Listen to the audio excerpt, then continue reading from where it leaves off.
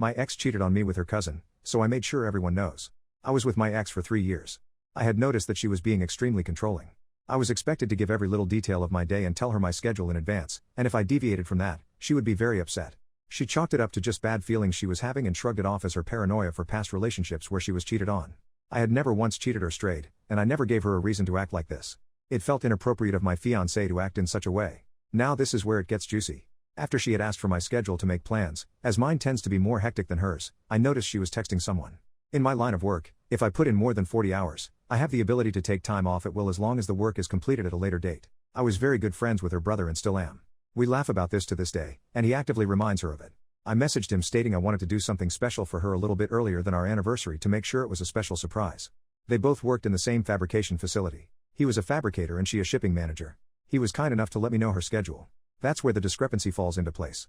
Without my knowledge, she was foregoing overtime. She worked 12-hour shifts Monday through Friday, with the exception of Wednesday, when she would only work half a day. She had been taking Wednesdays off right around the time that she started getting extremely controlling. Lucky for me, I had stacked several days of leisure time up, so taking a Wednesday off for me was not an issue. A few days go by, and Wednesday's here. I put on my work gear and leave for work. I was expecting her to leave as our apartment complex had 2 exits on the same road I could see directly across from a shopping center, so I parked my car near the back and waited. After about an hour, I noticed a very specific red Mustang with a specific decal on the back window. It was her cousin by marriage. I had also done my due diligence to take an old laptop, which we kept on our desk in an office area with a full view of the living room, bedroom door and bathroom plus the kitchen. I had set it up for remote access and had it alert me when the webcam noticed movement. Giving her the benefit of the doubt, I thought he may be dropping something off or coming over to assist her with something, as her family sometimes does. Sure enough, a message came through, so I remote into my laptop. He walks through the door without skipping a beat. She unbuttons his shirt and begins kissing him. I created a URL link for the live stream. And as she was preoccupied, we had a family group text and a friend group text. They were both part of it, but at the current time, they were currently indisposed and didn't look at their phones. They didn't even wait. They could have gone to the bedroom, but no, they decided to get freaky deaky right there on the couch. I sent the link off to the friend group chat and the family group chat. Within minutes, I'm getting calls nonstop from friends and family alike. There was no turning back.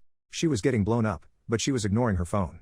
Not until the 4th or 5th call came through did they decide to take a break. For context, the state I live in allows recording of personal property regardless of occupancy.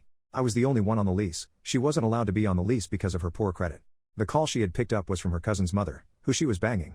She answers the phone on speaker, and I kid you not, the first words out of his mother's mouth were, "Stop screwing my son." They both became rigid, and she began to stutter over her words, saying, "What are you talking about?" etc.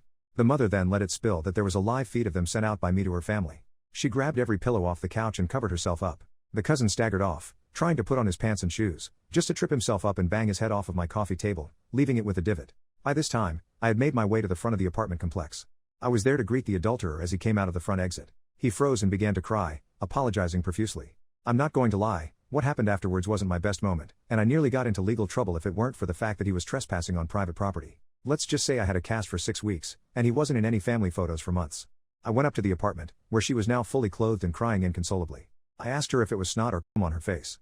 Then I told her not to answer because it didn't matter anyway. I gave her 1 hour to remove all her belongings, as again, everything in the apartment was mine except for clothes, some makeup, and a few kitchen utensils.